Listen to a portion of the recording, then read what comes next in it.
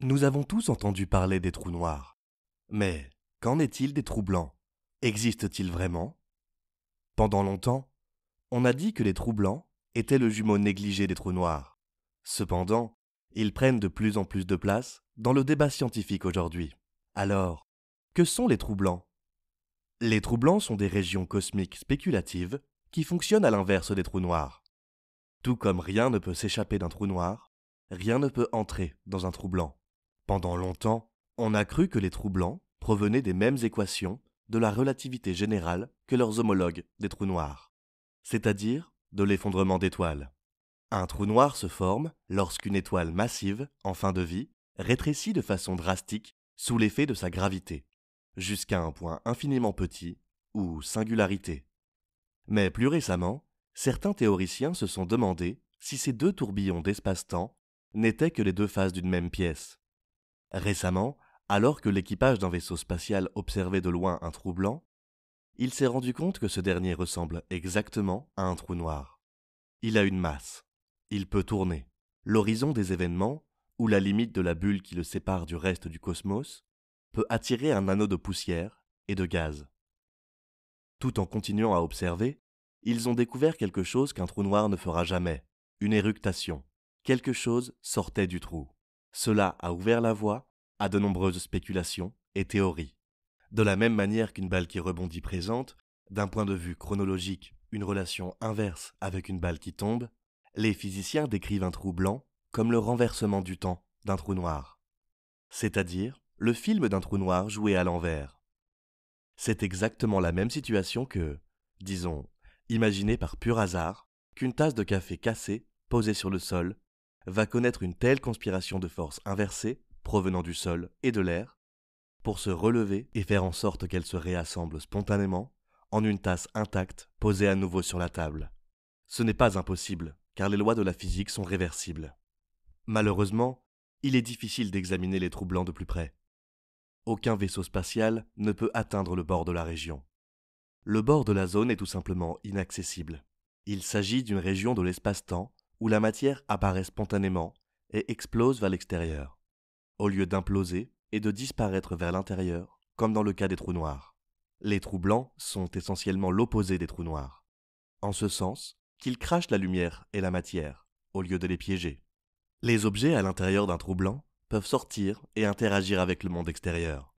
Mais comme rien ne peut y entrer, l'intérieur est coupé du reste du cosmos, de sorte qu'aucun événement extérieur n'y aura jamais d'impact.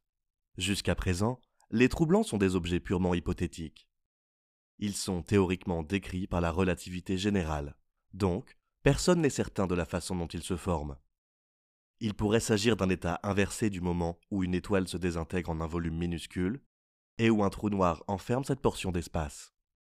Mais regarder cette vidéo à l'envers, par exemple, est illogique, d'un point de vue purement physique. Il existe déjà de sombres mystères sur les trous noirs, et l'imagerie mentale des trous blancs semble étrange pour l'esprit humain normal. C'est quoi exactement un trou noir? Pour faire simple, un trou noir est un endroit dans l'univers où il y a une grande attraction gravitationnelle.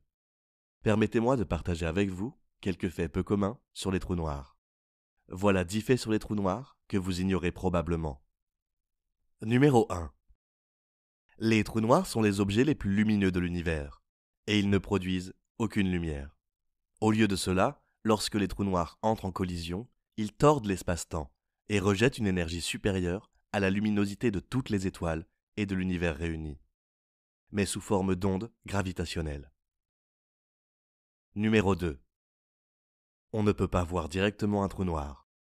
Un trou noir est appelé trou noir à cause de sa couleur, d'autant plus que la lumière ne peut pas s'en échapper. En analysant les environs d'un trou noir, on peut voir ses effets sur son environnement. Numéro 3. À l'intérieur d'un trou noir, le temps existe. Cependant, le temps se déplace vers la singularité du trou noir, qui se trouve en son centre. C'est pourquoi rien ne peut s'échapper d'un trou noir, car cela nécessiterait de reculer dans le temps. Numéro 4. Le premier trou noir n'a été découvert qu'avec l'utilisation de l'astronomie à rayons X. Sirius X1 a été le premier trou noir découvert dans les années 1960. Et il est 10 fois plus massif que le Soleil. Numéro 5. Il existe 3 catégories de trous noirs. Les trous noirs primordiaux, ce sont les plus petits des trous noirs, et leur masse varie de la taille d'un atome à celle d'une montagne. Les trous noirs stellaires, ce sont les plus courants des trous noirs, et ils peuvent être jusqu'à 20 fois plus massifs que le Soleil. Il en existe une grande variété dans toute la Voie lactée. Les trous noirs supermassifs, ce sont les plus grands des trous noirs, étant plus d'1 million de fois plus massifs que le Soleil. Numéro 6. Un trou noir stellaire formé à partir d'une étoile massive dégénérée peut contenir la masse de 30 soleils, ou plus, mais ne s'étend que sur 30 km de diamètre, ce qui correspond à la taille d'une ville. Les trous noirs contiennent un élément de charge, et ils n'ont pas existé depuis un temps inconnu.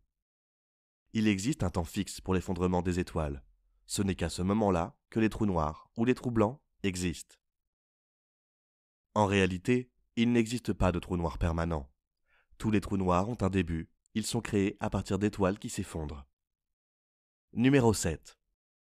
Chaque galaxie normale possède un trou noir supermassif en son centre. Certains sont actifs, projetant des jets hors du centre de leur galaxie, tandis que la plupart sont calmes, en hibernation, attendant que davantage de matière se rapproche pour s'en nourrir. Si cela se produit, les trous noirs au centre des galaxies se réveillent dans une flambée spectaculaire d'énergie. Numéro 8. Près de l'horizon des événements d'un trou noir, également appelé son bord, le temps ralentit jusqu'à s'arrêter presque complètement. Si vous pouviez vous placer sur une orbite fermée près d'un trou noir et y rester un certain temps avant de rentrer chez vous, vous découvriez que des millions d'années se sont écoulées sur Terre, même si vous ne semblez avoir vieilli que de peu.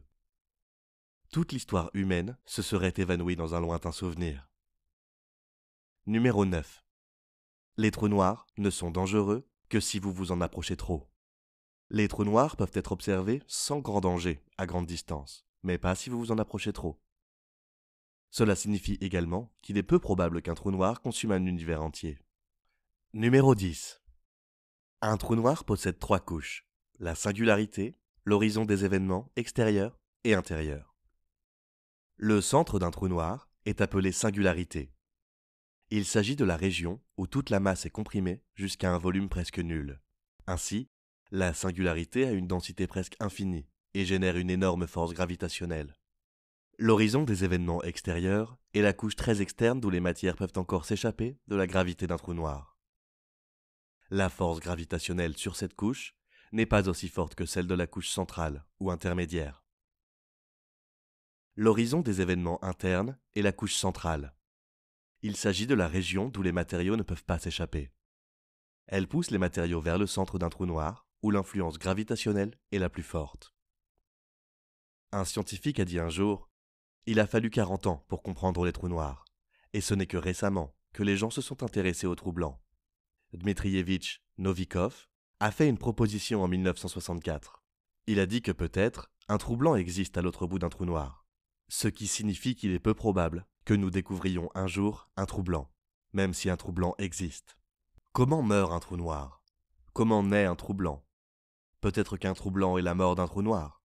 Même si de grands trous blancs se formaient, ils ne resteraient probablement pas en place très longtemps. Le trou noir pourrait-il être relié au trou blanc par un trou de verre, un tunnel à travers l'espace-temps? À vous, téléspectateurs, avez-vous une connaissance plus approfondie de tout cela?